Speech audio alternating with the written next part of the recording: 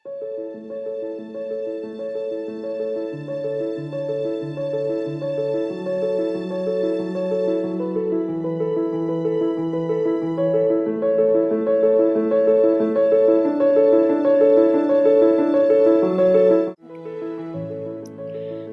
dunia yang semakin besar, teknologi hadir sebagai pembangkit.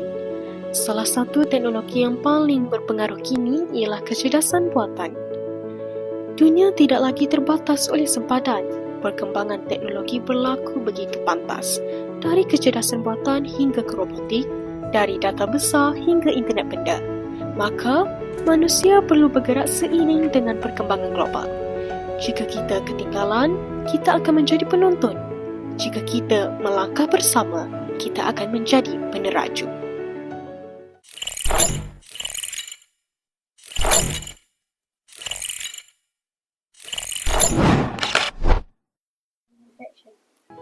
Salam transformasi ilmu, saya Hanan Imania Amsyar binti Mustafa Kamal akan membawa anda melintasi dunia teknologi yang sebenar. Mari kita lihat bagaimana teknologi kecerdasan buatan dapat membina generasi yang mampu berdaya saing di peringkat global.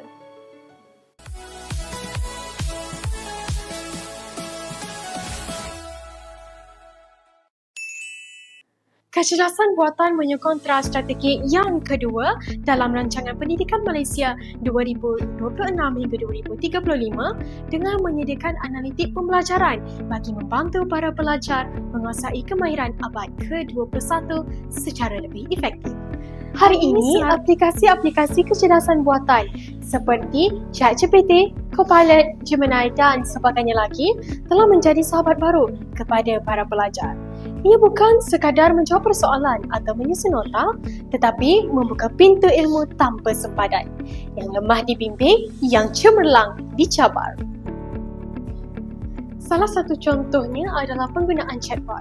Chatbot merupakan perisian kecerdasan buatan yang meniru perbualan manusia, membolehkan anda berinteraksi dan mendapatkan maklumat secara automatik. Pada kali ini, kita bersama dengan Puan Rosmawati binti Abdul Kadir selaku Penolong Pegawai Tadbir Ketua Unit Teknologi Maklumat Perbadanan Perpustakaan Awam Negeri Pahang. Assalamualaikum Puan. Waalaikumsalam warahmatullahi wabarakatuh. Baiklah Puan, soalan yang seterusnya, saya juga sebenarnya agak tertarik dengan chatbot yang berada di laman sesawang Perbadanan Perpustakaan Awam Negeri Pahang. Jadi mungkin Puan boleh kongsikan sedikit? Okey, baik. Kita dah mula menggunakan chatbot di laman sesawang PPMP, laman rasminya, sejak tahun 2024 lah juga. Jadinya kita tak adalah membeli perisian yang berlesen. Kita mula dengan perlahan-perlahan dengan perisian percuma kan. Kita cuba juga, tapi memang banyak manfaatnya.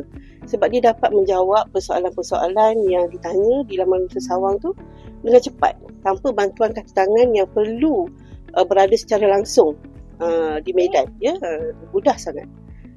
Dan kita menggunakan aplikasi, banyak aplikasi yang boleh digunakan, mudah, dan dia hanya berdasarkan kepada FAQ, dokumen FAQ yang kita buat naik di laman sesawang kita, dan dia akan menjawab berdasarkan FAQ lah.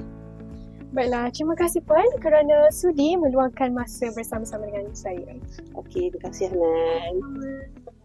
Berfokus penggunaan chatbot atau pembantu maya yang telah diamalkan oleh institusi pendidikan tinggi dan badan-badan kerajaan dilihat banyak membantu pelajar dan pengguna dalam memperoleh maklumat. Ilmu yang tersedia oleh teknologi chatbot menjadi medium pemerkasaan generasi untuk menerima input baharu. Kecerdasan buatan adalah teknologi, tetapi ilmu adalah cahaya. Gabungan keduanya akan membina generasi yang mampu berdiri di pentas dunia dengan penuh keyakinan. Maka, marilah kita bersama membina generasi yang berani mencabar, bijak menilai dan teguh berakhlak.